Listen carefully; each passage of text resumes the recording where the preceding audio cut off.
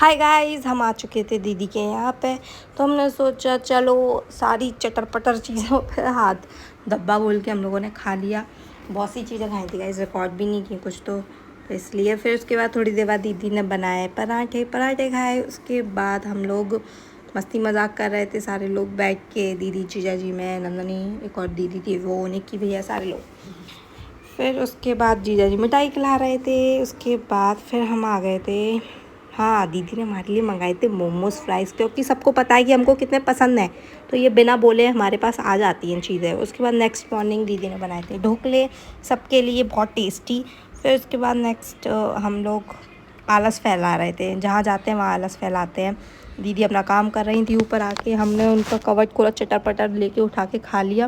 फिर ये लड़की मुझे खूब परेशान कर रही थी, ये हमेशा परेशान करती है। पहले शुरुआत यही लड़की करती है, फिर बाद में ये कुटती है और मेरे को बिल्कुल रुला लेती है, तब मानती है। तो अब देख लो कौन मुझे ज़्यादा परेशान करता है, मैं कि ये उस मतलब कौन एक दूसरे को परेशान करता है। फिर ये चटोरी फिर कुछ खाने लगी, फिर हमने गेम्स खेले, फिर आ गए थे लड्डू बर्फ़ी के साथ हमने बहुत ऊधम किया, बहुत हंसी मजाक किया। तो प्यारे से क्यूट से लगते हैं दोनों। फिर दोनों को हम लोग परेशान कर रहे थे, कवर्ड में बंद कर रहे थे, फिर खोल देते थे।